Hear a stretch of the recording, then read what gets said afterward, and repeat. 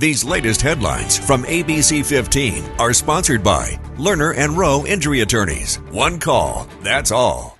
Hi there, I'm Jamie Warren with your top stories from ABC15 Arizona. We are following up as we have learned that Arizona State University says their international students whose visas were revoked by the Trump administration will now have them reinstated. According to a union leader who represents students and staff, at last count, more than 100 student visas were revoked. New polling shows the border and immigration issues continue to be a winning message for the White House. And Rachel Louise Just, with our ABC 15 political team, is breaking down the latest numbers. Hardline handling of immigration issues are a strong point for Trump's second turn in the White House. That's according to a new survey from the Associated Press Newark Center for Public Affairs Research. It found 46% of American adults approved of Trump's immigration policies, about 10% higher approval ratings than other issues like the economy and tariffs. We've heard for months from law enforcement about the impact the policies have had near the border. So they prioritized it. They have consequences. They stopped the catch and release.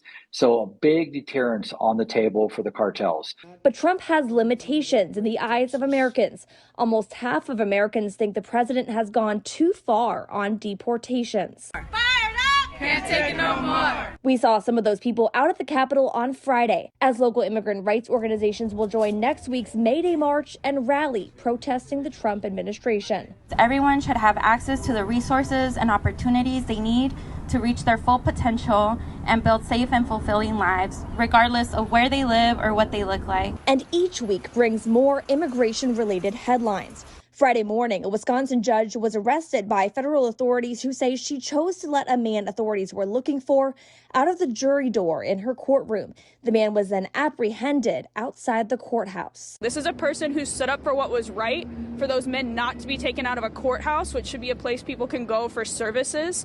And instead, she has been hit with felony charges. The judge's attorney saying Friday the arrest was not made in the interest of public safety. For ABC 15's political team, I'm Rachel Louise Just.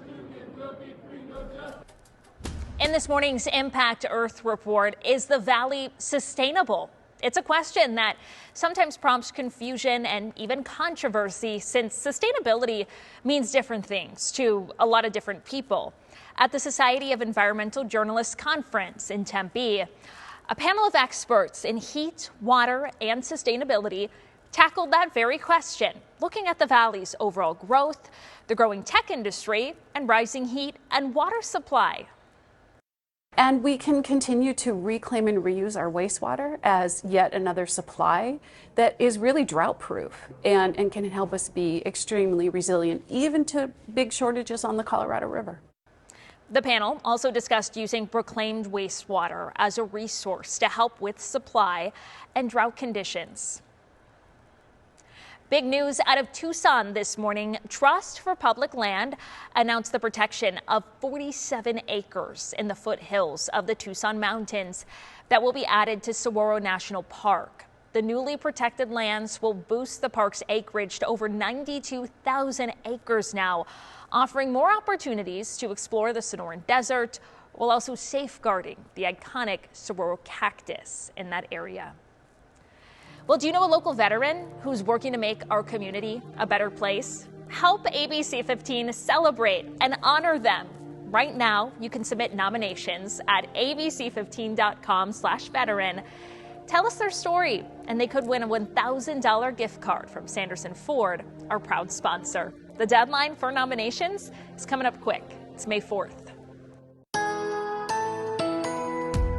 It's going to be another nice day here in the valley. Slightly breezy, though, so just keep that in mind as you make those outdoor plans. Our expected high today here in Phoenix, 85 degrees. So we're actually below average for this time of year, which is a nice little change of pace.